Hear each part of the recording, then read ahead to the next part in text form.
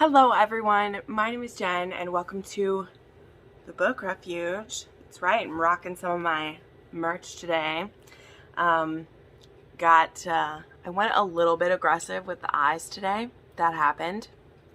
That's a thing. It's cool. It's fine. Wow.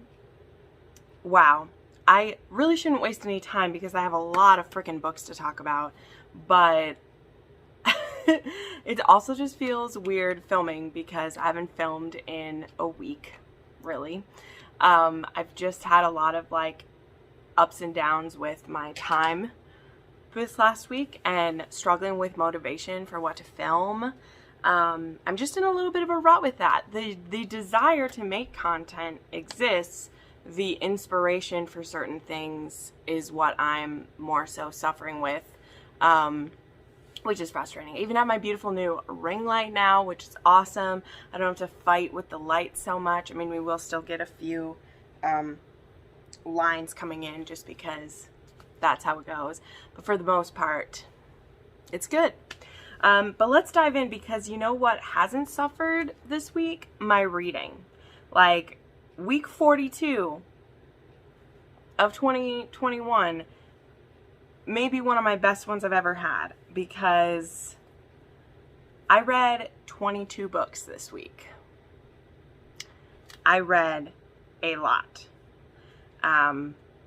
Lots of exciting new books too, some that aren't quite out yet, which I'm excited to talk about, but we really got to get into those. But first, as always, we need to welcome a new channel member who joined during this last week. So I would like to welcome a big Book Refuge welcome to SD, I think is how you say your name. Sorry if I did that wrong. They joined at the Sassy supporter level, so happy to have you supporting the channel, even when I am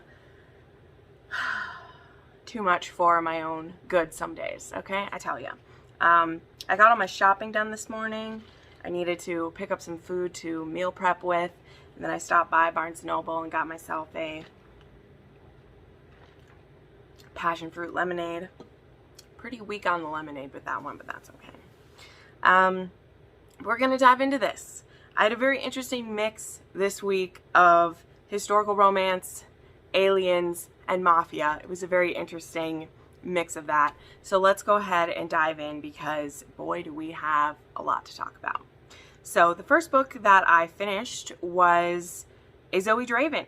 I told you I was continuing with her, and I read Craving, Kaiva, I believe is how they pronounced it. And this was the first book in her, the Craven of Astor, I don't know the name of the planet, whatever. And they are, this one is set around a particular group. There is like three or four of these aliens who they are from a planet. Their planet has been either destroyed or there was some kind of issue that happened there, and they live on this other planet now, and they were kind of forced / coerced / maybe needed it for different reasons into an alien brothel, which is run by this powerful woman who has her claws into them and into everything, and they are in this brothel because the crave is what they're called, but they actually have like a different name for their people, but crave is kind of the slang. And they have magical semen, as you do when you're an alien. So basically their semen gives unending pleasure to whoever it is put into until it is removed. Either by, when it's at the brothel, there is this kind of like neutralizer that they can like stick in there and like neutralize it, or by scooping or licking or taking it out. So there's that. And the setup for this one with Khiva is that we have our heroine who is a virgin, and she decides, who better to lose my virginity to than to these aliens who have the perfect skills because they are sex workers. So let me do this. She does not realize that as it comes out that these men are basically held hostage here. She believes that half of the money that she's paying, which is a good amount of money to see him, is paid to him, and really it's not. We find out that they're basically held hostage there, making very little money, and if they do not perform or treat their clients the way that the madam wants them to, they are severely beaten. There is also, these male aliens also go into what is called a rut, which is basically their male period. Their super horny time of the month, where basically for 3 to 4 days, all they want to do is fuck. Now, if they are a single crave, like if they don't have a mate or a girlfriend or whatever, they will strap themselves down because they can get kind of violent in pursuit of sexual release. So that's some other cool things about these guys, because it's just good to know. They're blue, they're large, they're beautiful. It's great. But yes, our heroine, she comes to see him a few times. There is lots of coming that happens. And then she learns more about him, and that this situation isn't as consensual as she thought. And she goes about trying to find a way to release him. So that's what this one is about. I gave this one 4 stars. It was really cool, and you will see that I have read all the books in this series, so we'll get to them. And they're basically, we'll talk more about it. So then, oh, I'm so excited to talk about these. I finished Dangerous by Minerva Spencer. Oh my gosh. I loved this book so much. It isn't quite, this series isn't quite like a 6-star level tier of books, but they are 5 stars, and I love it. So this first one, this is about Mia, who spent 17 years as a captive of a sultan in the Middle East. In, I believe, Oman is where they are saying it. And recently, that sultan died, and one of his children, which she also has a child with this sultan, but a different child, they're kind of fighting for control. And she ends up escaping, but now she wants to find a way back to the Middle East to rescue her son, who is only like 17 years old, 16 years old.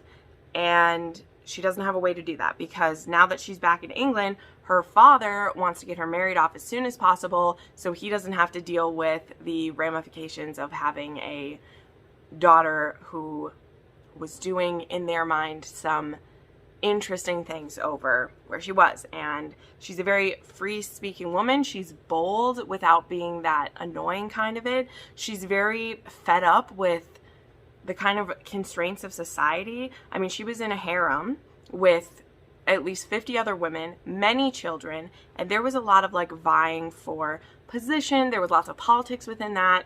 She could be poisoned or killed in her sleep at any time. It was a pretty intense life that she lived, and so now society just feels so, she's over it. She thought she would be excited to be home with her family, but she quickly realizes that her brother is too overprotective, her younger brother, and her father just wants to marry her off. So she decides to roll with this. She's like, okay, here's the plan. Plan is find a husband with land near the ocean so that I can marry him and run away and get back to where I came, like where I've been. Because there at least I know what's expected of me and I know how to survive there. Even though it is extremely dangerous, because her son's rival half-brother wants to kill her, and that's the reason she had to escape. But a mother will do what she's got to do. Then we have our hero, Adam de Courtenay, who is called the Murdering Marquess because his first 2 wives died under mysterious circumstances, and he still needs an heir. He has 3 daughters, but he doesn't have an heir, and he really does not want to care for a woman. He is seen as like really troublesome, and he knows something is up when he gets invited to this party where Mia's father is trying to marry her off. He's like, they're asking me to come to the party when I'm like an outcast? Like, wow, he must really want to get her married off. So they strike up a deal and decide to have a marriage of convenience. She promises to give him an heir, even though we know she's planning to run away. And he promises to, once she's pregnant, leave her alone. So she's like, cool, I'll just sleep with him a little while and then maybe pretend to be pregnant so he'll leave me alone, right? Well, it becomes clear that they both are extremely attracted to each other, and the more time that they spend together, they're slowly unraveling. He loves / is afraid of how bold and like brazen she is, because he's had bad experiences before with his previous wives. So that's all I'll say about this one. I found this extremely unique. There are pirates. There is a sea voyage in this book. There is one of the best examples of, like, you know, a miscommunication is coming. Like, you know that all this stuff is going to come out. But the way that Minerva Spencer sets it up, I fully understand why Mia is lying the way that she is. And I'm never holding it against her. And I'm never like, oh my gosh, you're making a horrible decision. I don't know what decision I would make. And I just love when I can read a book like that where there is a reason for the miscommunication. You know, it's still like heartbreaking, but miscommunication is heartbreaking when it happens in real life. I don't like when it's nonsensical miscommunication, right? This was amazing. I give this book 5 stars. I loved it dearly. Then I will just real quickly say I read Prince of the Firestones by Zoey Draven. This is like 1.5 in the series. This is kind of an epilogue / the next step in where our heroes are going, where our aliens are going. And we are catching up with our hero and heroine from the first one, and spoiler alert, they do escape from the brothel. I mean, that shouldn't be a huge shock. And he's trying to find out how he's going to provide for his mate now that he doesn't have a job. So I gave that one 4 stars as well. Then I read Barbarous by Minerva Spencer. And oh, I loved this one as well. Oh my gosh, I'm going to end up talking so much. This video is going to be so long.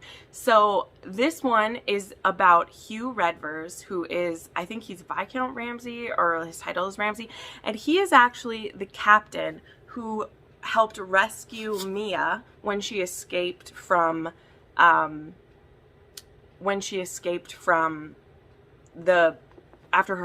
the Sultan died. Sorry, I can't talk.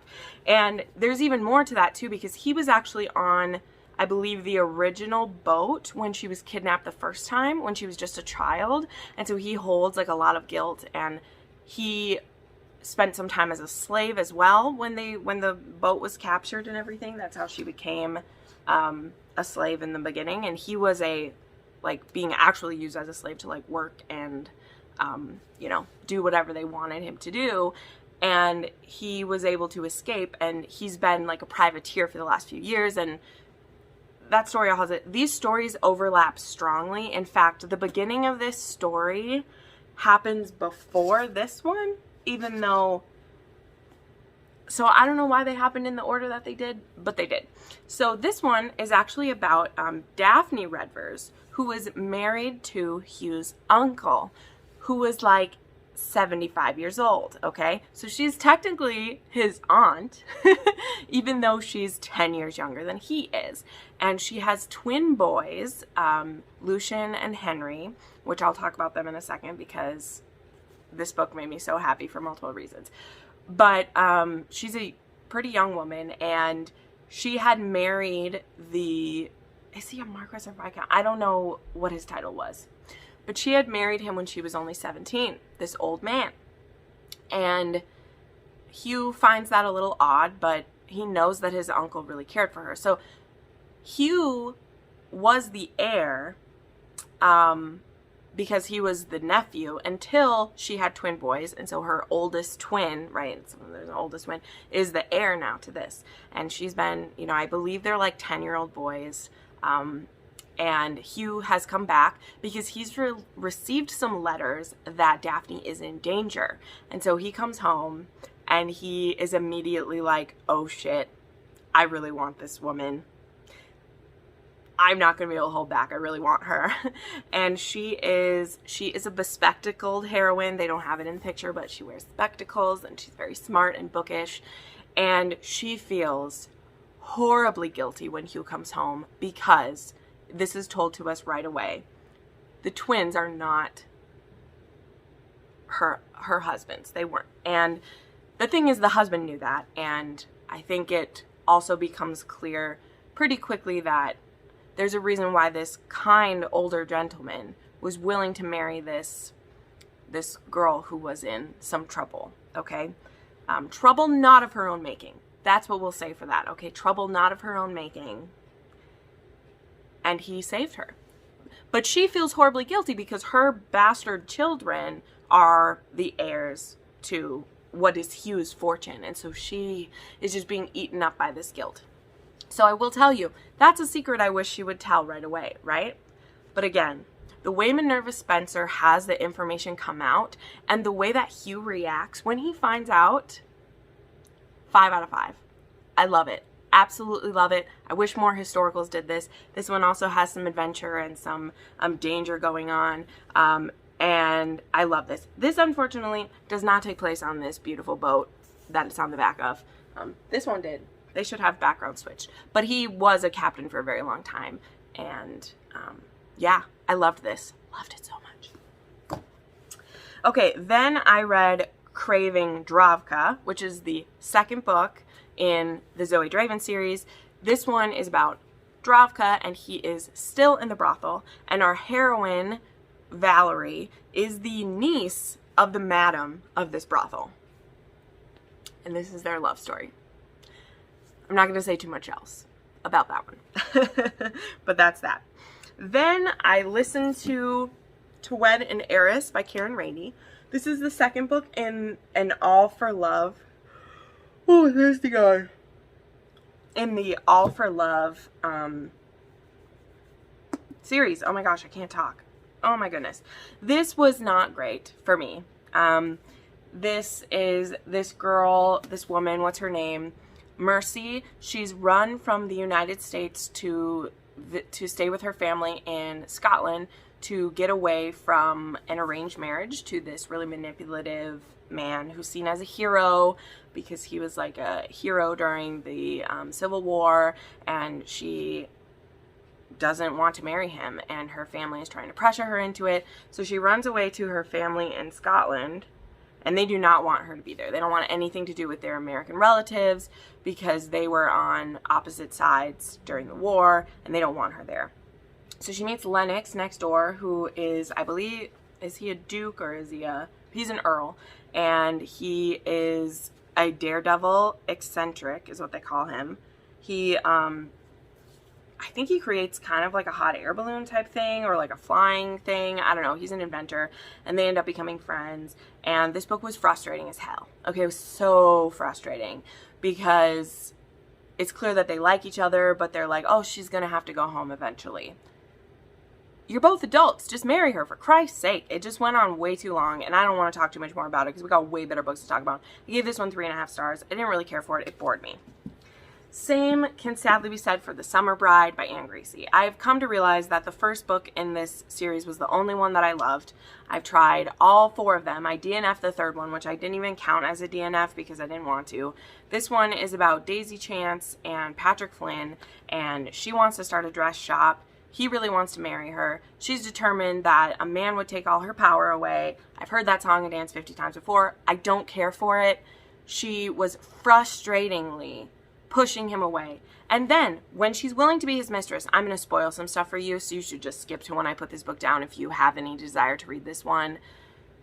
Then, she's willing to still be his mistress, and every single day, he asks her to marry him. He's like, I will take you any way I can have you, but I want to be your husband, and I'm going to ask you every day. So then, he's asked her every day for like a month that they're having this affair. She's pregnant. Surprise, baby. And her first thought is that, well, he's only going to want to marry me because I'm pregnant. That's her first thought after he's been asking her to marry him every day for a month with no baby. Her first thought is, and she's like, can I hide it? Would there be a way to get rid of it? No, I don't want to get rid of it. How could I hide it from him? And I'm like, this man adores you, and you think he'd only stay with you because of the baby. Nope. I barely gave that 3 stars. I should have given it less. It annoys me to talk about it. Then I got to read The Bratva's Heir by Sophie, Lark, and Jane Henry. This came out on Friday, but I got to read an arc of this one. Oh my god, this was amazing. And also, I will say, I don't even care that I'm a simp. I'm going to talk about Sophie even more in this wrap-up because I read another book of hers as well this week. This book is amazing. I know that not all of it was Sophie, but I particularly loved the parts that were Constantine. So this is Constantine and Clara. This is a prison break book. Our heroine is a psychologist. Our hero is a prisoner, and she is assigned to kind of evaluate if he can be rehabilitated. And he is like, no, you're not going to rehabilitate me. They have this kind of like thing go back and forth, and then he eventually uses her in his escape plan, which happens pretty soon. So then this becomes a captor-captive. This was sexy. This was kinky. There was daddy kink in this. There was a heroine who is awakening sexually and realizes she really likes the bad boys. She's also the daughter of his greatest enemy, who is the DA, and he's the reason that he's in prison for some dirty reasons. I will roll my eyes a little bit because I'm like, you're Mafia. It's not like you're clean or anything, but he's in prison specifically for killing his fiance, who he would never ever, even though it was supposed to be an alliance. So he was engaged to marry this woman, and also she was carrying his baby because this was an arranged marriage where they were liked each other a little bit, you know. He was like, I wasn't overly attached to her, but I did want my child, and whoever killed her also killed our child. So anyway, I don't want to say anymore. It was great. I gave it 5 stars. And I don't care if I'm a simp for Sophie Lark. Don't care. So then I read Scandalous by Minerva Spencer. This was the 3rd book in this little trilogy. I have to say this one was my least favorite. I rounded up to 4 stars. It's maybe more than 3.5 because, but it's amazing. Okay, so this is an interracial relationship, by the way. We have a hero, Martin Bouchard, who we've seen in the other books because he sails with Ramsay. He greatly respects Ramsay because he's actually who rescued him from a bad situation. But our hero, he is an ex-slave from he also used to be a prostitute. He also has done all these bad things. And so he just has this air of like, I'm too bad for my britches or whatever. And our heroine, her name is Sarah, and she had actually ended up a prisoner on a slave ship. She had been like taken with all the slaves because she was a missionary in Africa. She was born in Africa. She's actually African because her parents were missionaries and she was born there, and her parents died a few years ago when she continued their work. And she was stolen with a bunch of the other Africans at the time, and they're being brought to be sold. And Martin, who he is a slave catcher and privateer now, that's what he does. He steals the ship, and when they go into the hole, they find Sarah, and they're like, wow, what are you doing here? And she's like, tells that story. So she doesn't believe that she has any family, but we discover that I think it's either her dad's siblings, like she does have some uncles. So part of this book is their journey to England for her to meet her family, and then we get to, meet some of the other people we've met already. And it's clear that Martin is super attracted to her. He really wants her, but he thinks he's too dirty and not good enough for her and all that stupid stuff. And he does this almost was like a bully romance, okay? And I'm saying that with disdain because I don't want to read a bully romance in a historical thing, okay? He's so attracted to her, but he's mean to her at every turn. Even when they have like a sexy moment, he immediately like white fangs her of like, oh, I don't want her to see how much I care, so I'm just gonna cut it off at the knees. And so it was just so frustrating. And then there'd be these like super sweet moments, but there was so much of this where he's just trying to egg her on. Because he sees her as like too perfect for him or all these things. So he's just constantly like picking at her to get her to not like him. And then, yeah. And her uncles are trying to find her a good husband who will take care of her. And there's actually someone who's a really good option, who's really sweet and caring and like supportive of her. And nope, but she wants Bouchard, but he is just not right for her. So anyway, this one I gave it 4 stars, but it's more of a 3.5. I still obviously highly recommend these 2 books. And maybe you want to try reading a historical bully romance. Maybe it'll work for you, but it was not Jen's cup of tea, that's for sure. Sorry, I have something in my eyeball. Okay, then I read Craving Tavak by Zoey Draven. This is the 3rd, and I think currently the last book out in the series. I don't know if there'll be more. There is one more alien who doesn't have a mate yet, so I'm hoping we get that one at some point. But this one is a bit different because it takes place on this new planet that we're on. We're no longer stuck in the brothel anymore, but our hero is determined to never have a mate because he doesn't think that he even wants sex anymore after being a prostitute for so long. But then he meets this woman who is a bartender, and he starts having feelings for her, and he starts having physical feelings for her, which he hasn't had any of those in a long time. So he doesn't quite know what to make of it. So I gave that one 4 stars. It was good. Okay, then I read The Temptation by Nikki Sloane. This is an arc of this book. This book comes out the end of the month, I think on the 28th. I'm not sure, but it comes out soon. This book had been pushed a couple of times, so I was glad I finally got to read it. This is about Vance, who is the last, there we go. He is the last Hale man who needs a lady, and the heroine, her name is Emery, and she's actually a safecracker who is trying to get revenge for something that happened to her father.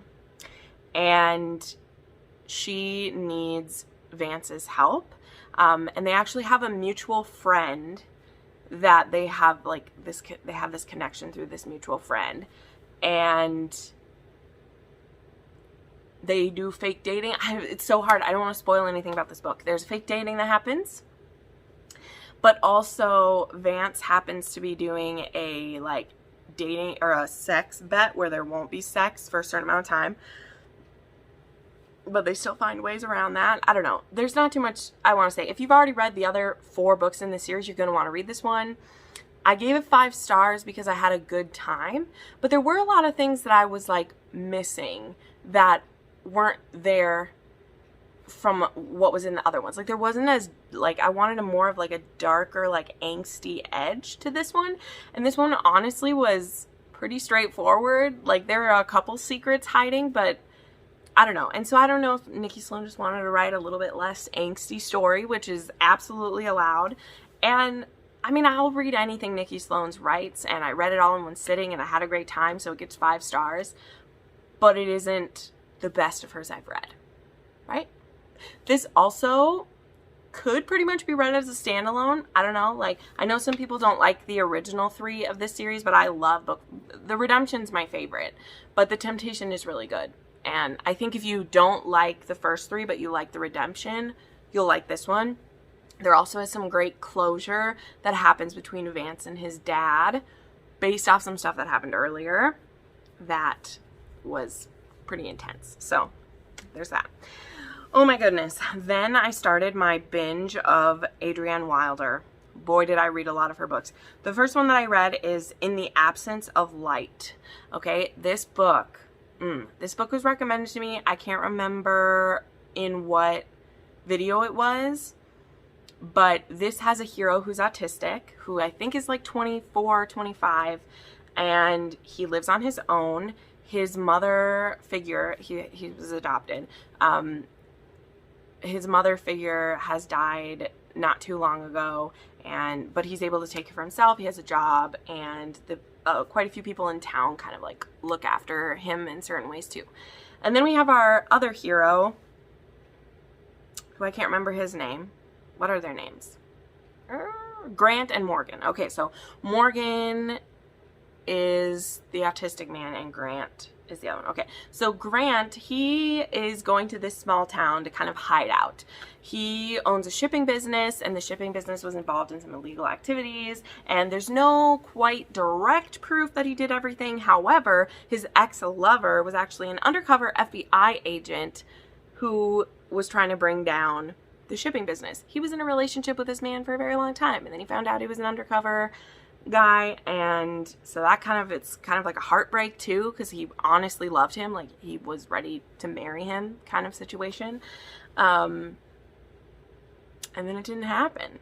And now he's kind of being watched, so he's gonna lay low, go stay in this small town for a while, and then when the time is right, he's gonna jet off to a private island and spend his money. But then he meets Morgan, and this book is a ride. This book is sexy. This book is sexy. Morgan is a very sexy man. I will tell you that. He can do some very crazy things. He's also more dominant than I was expecting. I mean, he's not like fully that, but he's pretty commanding and like of his own body and knows what it can do and how to use it. And he gets very frustrated when people think that he can't do certain things, and that leads to some very interesting scenes. So in the beginning of this, Grant feels very guilty for thinking Morgan is sexy, and he really kind of kicks himself about that. And Morgan kind of takes him to task and is like, you think because I'm autistic that I don't control my own consent? Like, I don't have the mind of a child. I'm like, you know, he just has some, you know, tics and aspects of his autism that are seen, but it doesn't mean that he's less of a man, right?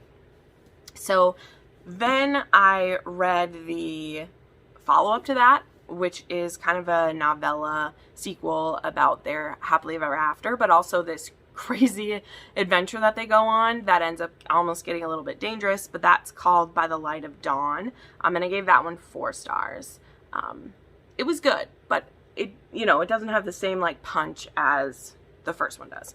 So then I read A Wilderness Within by Emma Castle. This is a book that I've been wanting to read for a while. It's actually number 2 in this series that's Unlikely Heroes. They aren't connected to each other. They're just like in the series. The first one was Midnight with the Devil,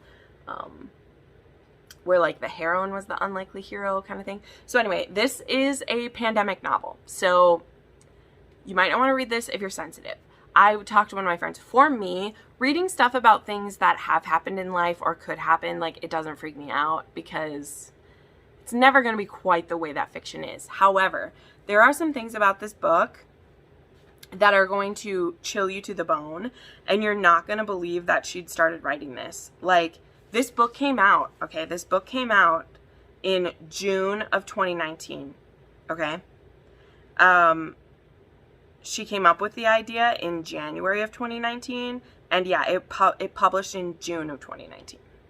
But if you choose to read this book, you are going to think that she wrote it based on what happened to us. Especially because some of the timeline, like the outbreak starts in like November of 2019 is how the time is set. So it's like, and they even talk about like coronaviruses and the CDC. So it's spooky, but I loved it because of a few reasons. Number one, our hero, his name is Lincoln, and he survived the pandemic in a bunker with the president of the United States. He was with Delta Force, and they were protecting the president. The last other person in the bunker to die is the president, and he actually has to shoot him in the face. And then he doesn't know what he's going to do. Like, he can't stay there with the bodies of all of his friends. But he doesn't know what to do. So he's just kind of wandering around. And then he sees this woman named Caroline. And he sees her kind of like, you know, trying to collect food and things like that. And he realizes she might be immune like he is. And so he takes her. So it's a bit of like a kidnapping thing in the beginning. But he even says, he's like, we might be the last 2 people where we are, and I wanted you, so I took you.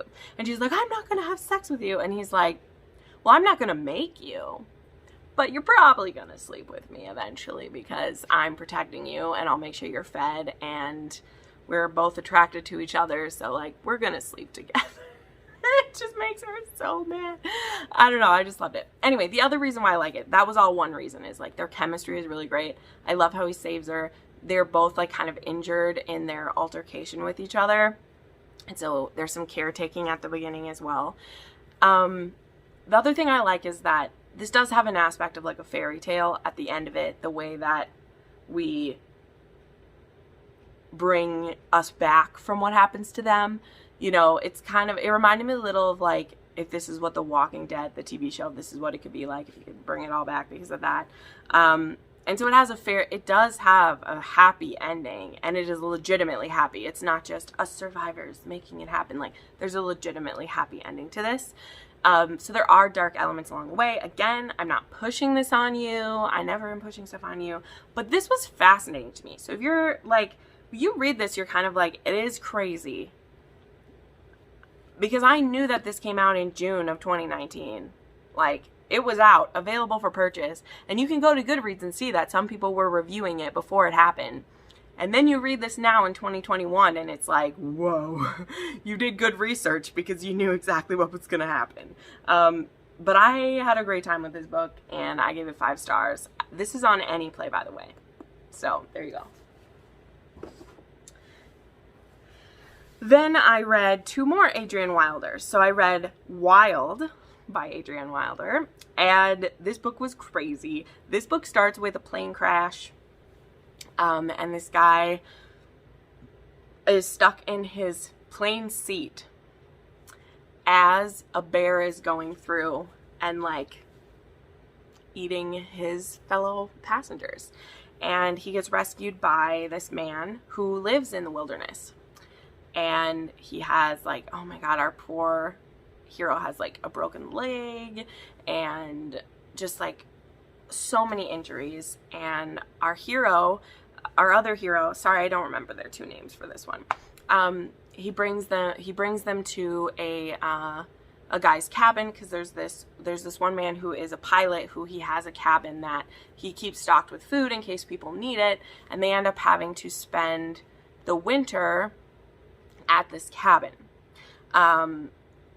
And there's so many dangers. Like, this one is definitely a fight for survival. And we find out that our hero who lives in the wilderness, he's lived there for about 10 years because he's hiding from the cartel. So he literally lives in the middle of nowhere, Alaska, hiding from the cartel. So that's why he's been there. But they fall in love, and we do this with the knowledge that our one hero is going to be going back to civilization as soon as it's warm enough and as soon as we can get word out to someone. So yeah, I gave this 4 stars. And then I read 63 Days Later, which is just a little like 100-page Christmas tale that I won't spoil for you, but it is their happily ever after and what's happening with them now. And I loved it. Then I read Marriage and Malice by Trisha Wolfe. This is an arc. This book comes out in, I think this one comes out in November, or is it the end of October? I'm not sure. But this one was I haven't read a Trisha Wolfe in a long time. So that's interesting. But this one is a forced marriage, basically. So our heroine is a ballerina. She's kind of the forgotten daughter of the Mafia, the archipellas are they called? I don't even know. Capellas, whatever they're called. And then our hero is part of the Irish Mafia, and he's trying to like bring down her family, and so he kidnaps her from her ballet performance and is going to force her to be his wife, and he takes away a lot of her power. And he takes away what little power she did have, takes away dancing from her, and is going to force her to marry him. This one was okay. It is not the worst in the underworld that I have read, but it's not my favorite either. I gave this 4 stars. My biggest part was that this was a long, drawn-out hate fest between the 2 of them. Like, they are engaged to be married for 90% of it. They don't get married until then. And I'm not saying there's only one sex scene, but all the rest is like foreplay for the sex scene. And then it was just over. So, like, I wish there was a second part to this. I don't know that there is because it just ends. And I'm just sick of that happening in books. So I give this 4 stars. It's also one where he's just like a little too mean for me. You know what I mean? Like, I'm not a huge fan when they're like that mean. It's frustrating. Then I read My Husband, My Stalker by Jessica Cain. This was on my TBR for October as one of the books you guys have recommended. I've read a few Jessica Cain's before. They're fun. This one is what it says. This guy is a stalker, and he basically becomes the man that this woman will want. They get married very quickly, within like 2 weeks. So now he's her husband, trying to be the perfect man for her. It's as smutty as you think. It gives me chills. Every time I read a Jessica Cain, I wish it was a full-length dark novel. But I know that that's the joy of her, is that she's quick and smutty, quick and dirty, one-handed read. There you go for you. So this was 4 stars as well. Then I got to read There Are No Saints by Sophie Lark, which should come out on Wednesday. I believe it comes out on the 20th.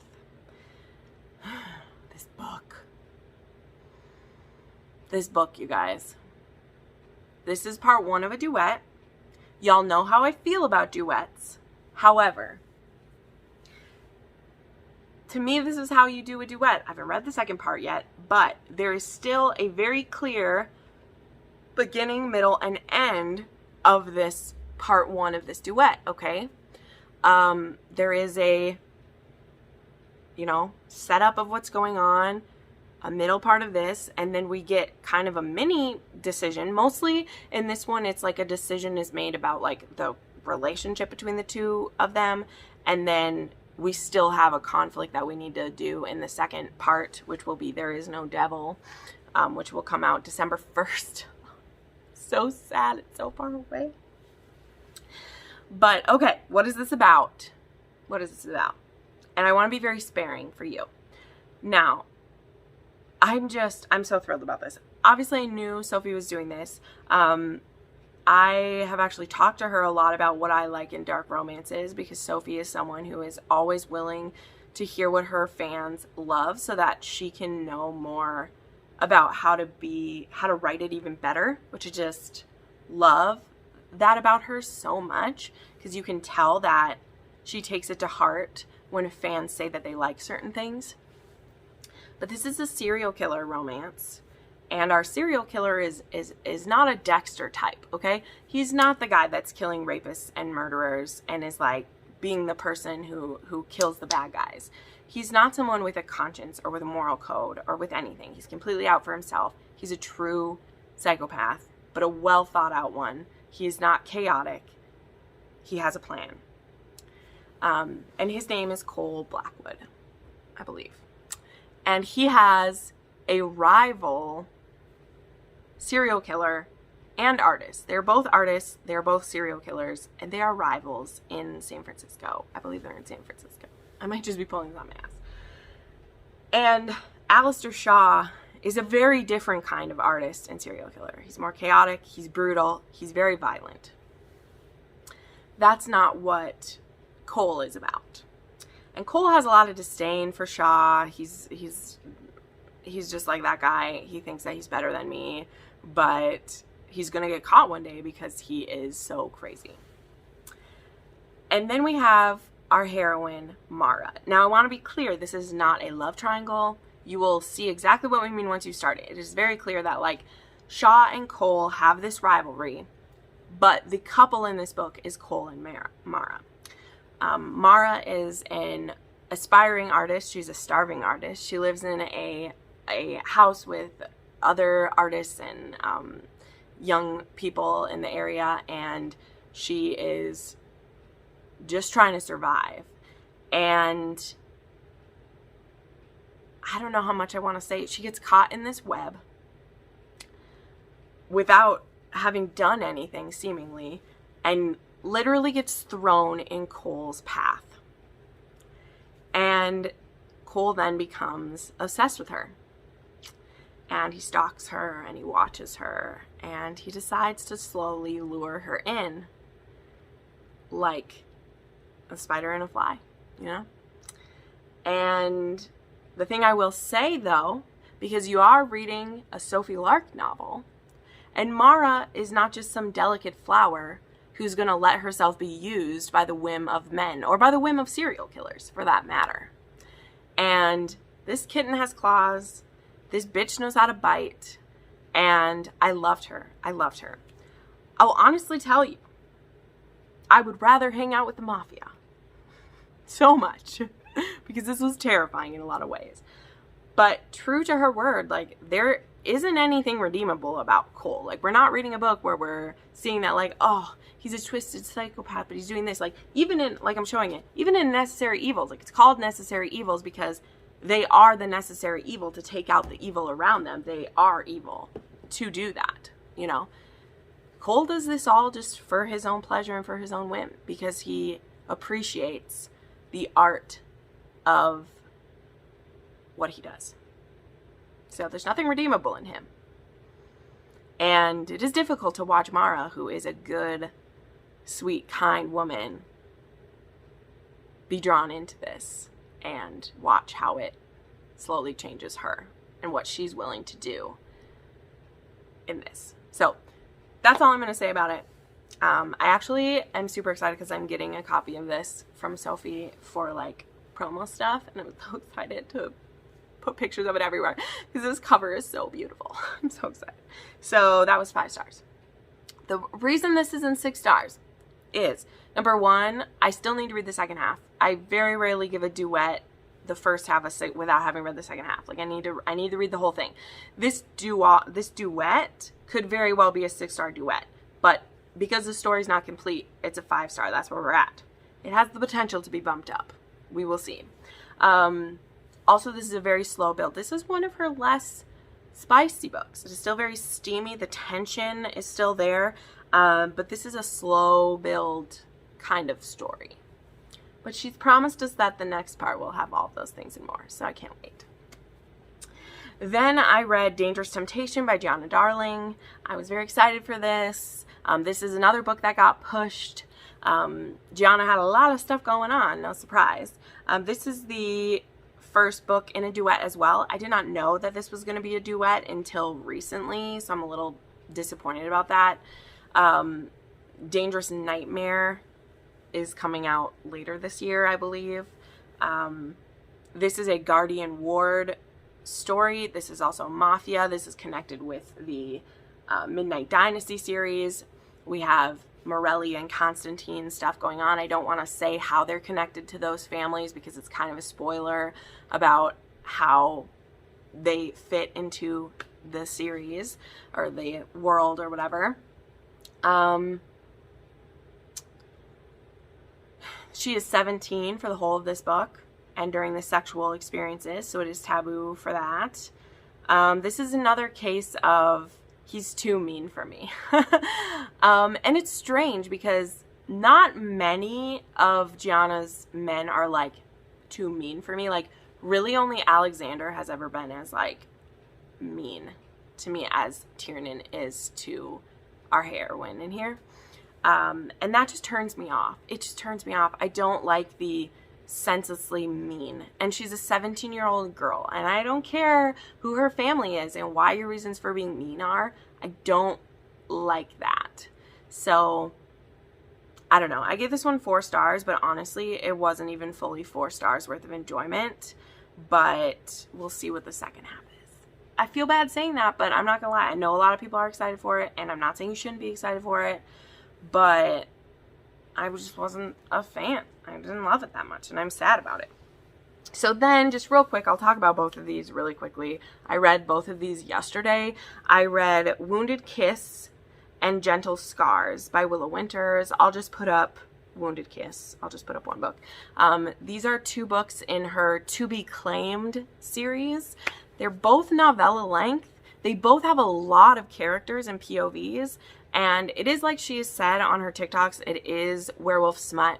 It is mostly sexy times. It's werewolves finding their mates. And then their mate, when they're in heat, they want sex all the time. One of them is the alpha finds his mate. And like also in that book, a woman finds 2 mates. So that's 5 characters that we get POVs from. And then in the next one, we add 2 more POVs. So we have 7 POVs in the second book. That's only 150 pages. We basically get 1 or 2 chapters from each POV. And it was obnoxious, okay? It was ridiculous. And in the second one, there wasn't even as much sex as there was in the first one. So it was just we're bouncing from all these POVs, and I don't even know what the story was. So I gave both of these 3.5 stars, and it was sad because I wanted to like them. I knew they were going to be smutty, but I also thought there was like going to be a cool story. And like, I don't know anything about the world except that werewolves exist and vampires too. So, but anyway, we kept this under an hour. Good for me. But yeah, those were the 22 books that I read this last week, which is amazing. Haven't done that in a while. So that's fun. But anyway, thank you so much for watching. Thank you to my channel members for always supporting what I do. Yeah, thanks for watching. I'll see you next time. Bye.